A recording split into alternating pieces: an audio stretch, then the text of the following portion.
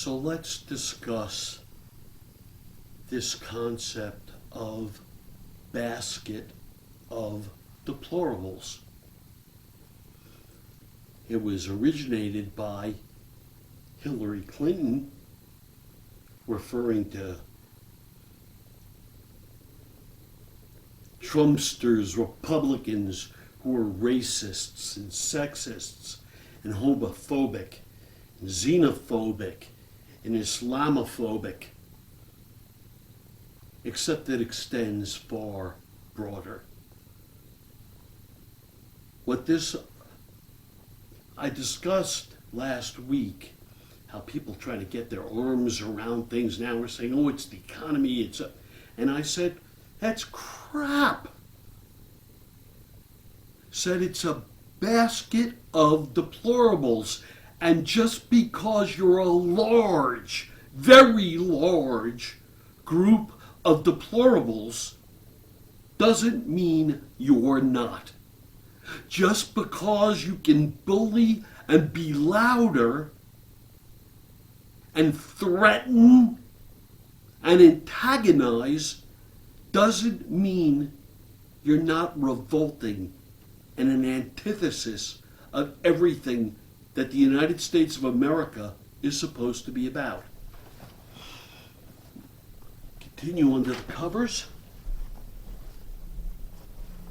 First time since Thanksgiving. I hope you all had a lovely Thanksgiving. I did. I ate way too much.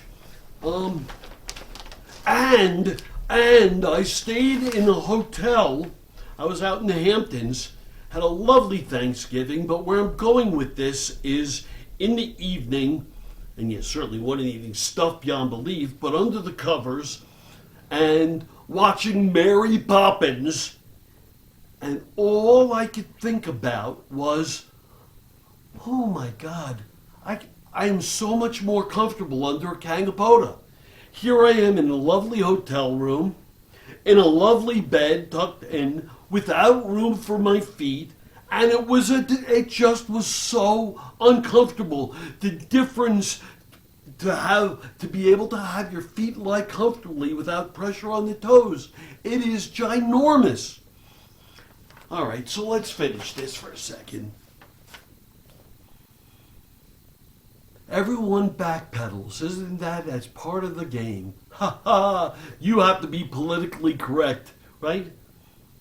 Us liberals, because we care. So, oh, you can't say that, but yet on your side, right? You say everything despicable. Now, why is it a basket of deplorables? Well, son, all right, that's the way it is. Because all of you would hate each other. You people who want, the church to be the Church of America. I mean, the Jews would hate you. And you hate the Jews. You gun people. But there are people who don't want assault weapons and guns. You would hate each other. You people who get all excited by, it's hard to believe, but it's true, said the voiceover to Trump for President ad, that they ran tens of thousands of times. Kamala supports taxpayer-funded sex changes for prisoners and illegal aliens. Why would they run that 10,000 plus times? Oh, because you friggin' nutcases get all excited because it's like it's an issue. It's a stupid non-issue of someone who is trying to be nice, talking about wildly strange circumstances, and they play this up like it's an issue and you jump on it, including the immigrants. Oh, I know where I want to finish. Ah, God. Unfortunately, I don't have it all written down, so I'm going to do it high level. I saw the movie Machete. God, an oldie but goodie, and it's a, if you will, political intrigue with Danny Trejo as a do-gooder, illegal immigrant do-gooder, who's gonna take matters into his own hand. He's a federale. And Jessica Alba, and Don Johnson, and what's her name, Rodriguez, and oh my God, the cast was awesome. But go watch this movie. Robert De Niro plays a politician who stages a fake assassination attempt to go after illegal immigrants. I'm watching this thing saying, oh my God, this is it. They like stole Machete, but for putting the phone up his butt. Although I suspect Trump has something up his butt, but they stole the thing. I mean, Robert De Niro has to just be, aside from terrified, just laughing. They took a mock story and turned it into real life. How do you get the nutcase people to go wild? And what I'm really afraid of also is, don't you realize that this whole thing with immigrants, while it's bullshit, it's subterfuge to get Trump, so that Trump can start using our own military against the people, mobilizing the military and having them out in the streets.